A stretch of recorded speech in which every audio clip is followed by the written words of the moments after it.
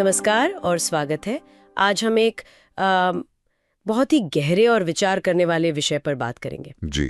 योग वासिष्ठ का पहला पुस्तक बालकांड, और उसमें भी खास तौर पर अध्याय 27 से 30। हाँ, ये बहुत महत्वपूर्ण अध्याय हैं। हमारे पास जो स्रोत है वो राजकुमार राम की एक कह सकते हैं एक बहुत ही विशिष्ट मानसिक अवस्था दिखाते हैं। एक ऐसी अवस्था जब उनका मन मतलब सांसारिक चीजों से जैसे ऊब चुका है, बिल्कुल वो गहरा वैराग्य महसूस कर रहे हैं। जी, और अंदर एक उथल पुथल है। हाँ, जबरदस्त उथल पुथल। और ये जानना जरूरी है हमारे श्रोताओं के लिए भी कि इन स्रोतों में राम की किसी पिछले जन्म की कहानी नहीं है। नहीं, बिल्कुल नहीं। तो हमारी चर्चा पूरी तरह से उनकी इसी वर्तमान मानसिक स्थिति पर रहेगी। उनकी निराशा के कारण क्या है और वो सत्य या कह ले मुक्ति की जो खोज कर रहे हैं, हाँ, उस पर केंद्रित रहे, जैसा इन अध्यायों में दिखता है। ठीक है, तो चलिए शुरू करते हैं इसे समझना। हाँ, और ये समझना भी जरूरी है कि योग वासिष्ठ कोई साधारण कहानी नहीं है। ये ज्ञान और मुक्ति के मार्ग पर एक गहरा संवाद है गुरु और शिष्य के बीच। बिल्कुल। और ये अध्याय जहाँ एक युवा राजकुमार, सोचिए, जिसके पास दुनिया के सारे सुख हैं, हाँ, सब कुछ है, वो अचानक उनकी निरर्थकता महसूस करने लगता है। ये कहानी का एक बहुत अहम मोड़ है। हाँ। और जो बात यहाँ दिलचस्प है वो ये कि राम की ये निराशा सिर्फ कोई उदासी या मूड स्विंग नहीं। हाँ, ये कोई टेम्पररी चीज नहीं लगती। नहीं, ये गहरे आध्यात्मिक जागरण की, आप कह सकते हैं, आहट है। जी। वो जो सवाल पूछ रहे हैं, हाँ। कि इस दुनिया में रहते हुए भी इससे अछूता कैसे रहा जाए। ये सवाल मतलब सार्वभौमिक है, हर किसी के मन में आते होंगे कभी न कभी। बिल्कुल, हर उस इंसान के जो जीवन के गहरे अर्थ की तलाश में है। बिल्कुल। और अध्याय 27 जिसका शीर्षक है संसार की व्यर्थता, वो इसी एहसास को बहुत गहराई से पकड़ता है। जी। राम अपने चारों ओर देखते हैं और उन्हें जीवन की सच्चाई जैसे बिना किसी पर्दे के दिखने लगती है। जवानी ढल रही है, सुंदरता मुरझा रही है, ताकत खत्म हो रही है, सब कुछ क्षणभंगुर। हाँ, बिल्कुल अस्थाई। एक जगह वो कहते हैं शरीर क्षीण होता है, मृत्यु प्रसन्न होती है। क्या तीखी टिप्पणी है। जी, बहुत मार्मिक है। सुंदरता की तुलना मुरझाते कमल से करते हैं, और बड़े बड़े शक्तिशाली राजा भी अंत में क्या, राख का ढेर। हाँ, मिट्टी में मिल जाते हैं। पर सवाल यह है कि इन चीजों को व्यर्थ क्यों कहा जा रहा है? क्या सिर्फ इसलिए कि ये टिकती नहीं? व्यर्थ इसलिए क्योंकि राम सिर्फ बाहरी चीजों की क्षणभंगुरता को नहीं देख रहे, वो उससे आगे जा रहे हैं। अच्छा, वो मन की जो अंदरूनी कार्यप्रणाली है उस पर भी सवाल उठा रहे हैं। मन पर कैसे? वो मन की तुलना करते हैं इच्छाओं के घने जंगल में उछलते कूदते बंदरों से। स्रोत कहते हैं संसार इच्छाओं का जंगल है जिसमें बंदर मन फल की तलाश में भटकते हैं। वाह, क्या छवि है। हाँ, और ये इच्छाएं, वो कहते हैं, मृग तृष्णा की तरह हैं। यानी दूर से लगती हैं पर होती नहीं। बिल्कुल, जो दूर से लुभाती हैं पर पास जाने पर गायब हो जाती हैं, जैसे पतंगे आग की तरफ खींचते हैं। हाँ। वैसे ही इंसान क्षणिक सुखों के पीछे भागता है बिना सोचे कि अंत क्या होगा। और फिर राम एक बहुत गहरा सवाल पूछते हैं, असली योद्धा कौन है? हाँ। वो नहीं जो युद्ध के मैदान में लड़ता है, तो फिर? बल्कि वो जो अपनी इंद्रियों की इच्छाओं और मन की चंचलता का सामना करता है। जो मन के आवेगों का सामना करते हैं वही सच्चे योद्धा हैं। ओहो, तो असली लड़ाई बाहर नहीं भीतर है। ये तो पूरी सोच ही बदल देता है। बिल्कुल, असली युद्ध क्षेत्र तो मन ही है। और जीवन की इसी क्षणभंगुरता को मतलब अस्थिरता को समझाने के लिए राम कई और छवियां इस्तेमाल करते हैं। जी हाँ, जैसे मुरझाता हुआ कमल, दीपक की कांपती हुई लौ, हवा में पानी की बूंद, हाँ, या पल भर के लिए चमकने वाली बिजली। लेकिन एक उपमा जो मुझे सबसे ज्यादा सोचने पर मजबूर करती है वो है, कौन सी? मनुष्य वध के लिए मोटी हो रही भेड़ों के समान है। इसका क्या अर्थ हो सकता है? क्या ये बहुत गंभीर उपमा है। इसका अर्थ है कि हम आने वाली मृत्यु की अनिवार्यता को अनदेखा करके, हाँ, जानते हुए भी बस दुनिया के भोग विलास में लगे रहते हैं। ठीक उन भेड़ों की तरह जो कटने के लिए ही पाली जा रही हैं, पर चारा चरने में मस्त है। ये तो बड़ी दुखद तस्वीर है। दुखद जरूर है, पर गहरी सच्चाई बयान करती है। और अगर हम इसे मतलब बड़ी तस्वीर से जोड़ें, हाँ, तो ये अध्याय सफलता और खुशी के हमारे जो पारंपरिक विचार हैं उनको सीधी चुनौती देता है। जैसे कि धन, पद, धन, पद, रिश्ते, सुख, राम। इन सबको भ्रामक और क्षणिक मानते हैं। अच्छा। उनका अनुभव कहता है कि इनसे स्थायी खुशी नहीं मिलती, बल्कि चिंता और दुख ही बढ़ते हैं। हाँ, ये तो अनुभव की बात है। तो फिर सच्ची संतुष्टि कहाँ है? स्रोतों के अनुसार वो बाहरी उपलब्धियों में नहीं, बल्कि आंतरिक शांति और आत्मज्ञान में है। अंदर। हाँ, जब हम किसी सांसारिक लाभ या परिणाम की इच्छा से कोई काम करते हैं, तो वो हमें शांति नहीं, बल्कि और ज्यादा बेचैनी और बंधन में डालता है। ये एक तरह से हमें बाहरी दुनिया से ध्यान हटाकर अपने अंदर देखने का आह्वान है। और ये क्षणभंगुरता, ये अस्थिरता का विषय अध्याय 28 संसार की परिवर्तनशीलता में और भी ज्यादा साफ हो जाता है। जी हाँ, बिल्कुल। राम बताते हैं कि कैसे समय के साथ सब कुछ बदल जाता है। मतलब रेगिस्तान में बाढ़ आ जाती है, पहाड़ समतल हो जाते हैं। हाँ, आज जो शरीर रेशम के कपड़ों में लिपटा है, कल उसे गड्ढे में फेंक दिया जाता है। बड़े बड़े शहर जंगल बन जाते हैं। और जंगल शहर। हाँ, यहाँ एक दिलचस्प बात कही गई है। समय को एक कुशल खिलाड़ी बताया गया है। हाँ, समय संसार के रंगमंच पर एक कुशल खिलाड़ी है, जो लगातार बनाने और बिगाड़ने का खेल खेल रहा है। इसका मतलब है कि कुछ भी स्थायी नहीं है, सच में कुछ भी नहीं। कुछ भी नहीं। ये अध्याय उन सभी चीजों की नींव हिला देता है जिन्हें हम अक्सर स्थायी मानकर चलते हैं। जैसे हमारा अपना शरीर, हमारा धन, हमारे रिश्ते। जैसा कि स्रोत कहते हैं, आज रेशम से ढका शरीर कल खाई में फेंक दिया जाता है। और यौवन, शरीर, संपत्ति क्षणभंगुर है। यहां तक कि हमारे रिश्तेदार और हमारा धन भी।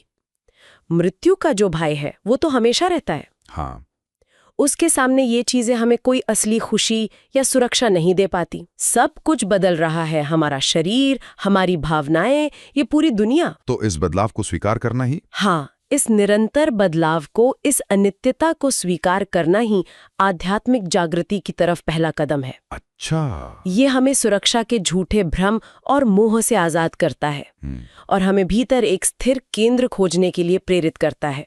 तो इसका सीधा मतलब ये हुआ कि किसी भी व्यक्ति, स्थान या अपनी सामाजिक भूमिका से बहुत ज्यादा चिपक कर रहना, हाँ, आसक्त होना, उससे अपनी पहचान जोड़ लेना असल में व्यर्थ है और दुख का कारण बनता है। बिल्कुल, क्योंकि जब आधार ही लगातार बदल रहा है तो उस पर बनी सुरक्षा की इमारत तो झूठी ही होगी ना। हाँ, सही बात है। तो ये अध्याय यही सिखा रहा है कि सच्ची शांति चीजों को पकड़ने में नहीं, बल्कि उन्हें जाने देने में है, वैराग्य में है।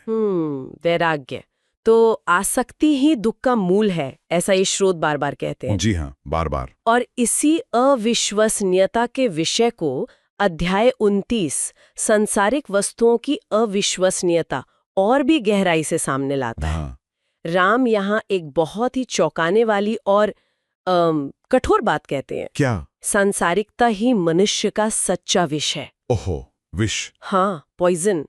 वो तर्क देते हैं कि जो जहर हम जानते हैं वो तो सिर्फ इसी जीवन में शरीर को नुकसान पहुंचाता है जी। लेकिन सांसारिकता का जहर, यानी दुनिया की चीजों में हद से ज्यादा लिप्त रहना, ये हमारे आने वाले जीवनों को भी नष्ट कर देता है। मतलब इसका असर बहुत गहरा और दूरगामी है। हाँ, ये दिखाता है कि बाहरी चीजों में उलझने का असर कितना गहरा हो सकता है। राम का मोहभंग यहाँ अपने चरम पर पहुंचता दिखता है।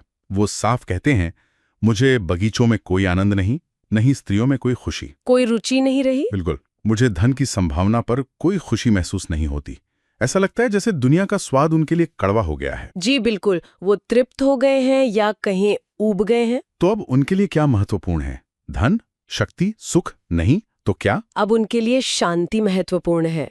इस सांसारिक उलझन से मुक्ति, सच्चा ज्ञान और सत्संग। सत्संग मतलब? ज्ञानी और शांत लोगों की संगति।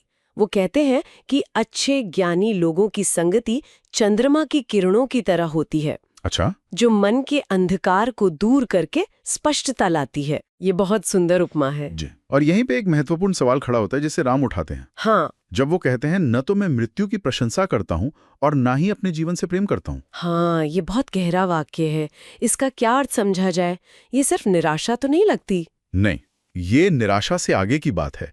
ये जीवन से चिपके रहने और मृत्यु से डरने की जो हमारी सामान्य मानवीय प्रवृत्ति है, हाँ, जो हम सब में होती है, उससे एक गहरा वैराग्य, एक तटस्थता दर्शाता है। हाँ। वो जीवन और मृत्यु के इस द्वंद्व से परे जाना चाहते हैं। अच्छा, मतलब उससे ऊपर उठना चाहते हैं। एक ऐसी अवस्था में जहां इन दोनों का न तो आकर्षण हो न भय। ये अध्याय हमें विवेक यानी डिसर्नमेंट के लिए प्रेरित करता है। विवेक, किस तरह का विवेक? ये सोचने पर मजबूर करता है कि हमारी आत्मा का असली पोषण किन चीजों से होता है। क्या इन बाहरी अविश्वसनीय चीजों से, धन, सुख वगैरह? हाँ, या फिर आंतरिक स्पष्टता, वैराग्य और मन की शांति से। ये हमें अनुभवों को बाहरी लाभ के बजाय आंतरिक स्थिरता के आधार पर तौलना सिखाता है। ये तो बहुत जरूरी बात है जी। और फिर हम पहुंचते हैं अध्याय 30 पर, जिसका शीर्षक आत्मनिंदा है। हाँ, सेल्फ कंडेमनेशन। यहाँ राम अपने अंदर चल रहे संघर्ष को, अपनी उलझन को पूरी ईमानदारी से व्यक्त करते हैं। जी। वो कहते हैं कि उनका मन चिंताओं के दलदल में डूबा हुआ है। दलदल में, हाँ। वो हर चीज से डरे हुए महसूस करते हैं और उनका मन बंदर की तरह यहाँ वहाँ भटकता रहता है, कहीं टिकता ही नहीं। बेचैन है मन। हाँ, बहुत बेचैन। इस बेचैनी का कारण क्या हो सकता है? शायद दुनिया की अनिश्चितता, इच्छाएं, संदेह और आध्यात्मिक रास्ते पर स्पष्टता की कमी, ये सब मिलकर उन्हें भीतर से जैसे खोखला कर रहे हैं। हाँ, और वो अपनी इस हालत को समझाने के लिए कुछ बहुत ही मार्मिक उपमाएं देते हैं। जैसे अपने मन की तुलना वो रेगिस्तान में अकेली डरी हुई महिला से करते हैं। ओहो, जो उनकी असुरक्षा और भय को दिखाता है। बिल्कुल। और अपने विचारों और इच्छाओं की तुलना वो घास से ढके गड्ढे में फंसे हिरणों से करते हैं। मतलब इच्छाएं एक जाल हैं। हाँ, जो ऊपर से आकर्षक लग सकती हैं, पर असल में वो एक जाल होती हैं जो हमें फंसा लेती हैं। यहाँ जो बात ध्यान देने लायक है, हाँ, वो ये कि राम अपनी इस दयनीय स्थिति को छुपाने की कोशिश नहीं करते, वो उसे स्वीकार करते हैं।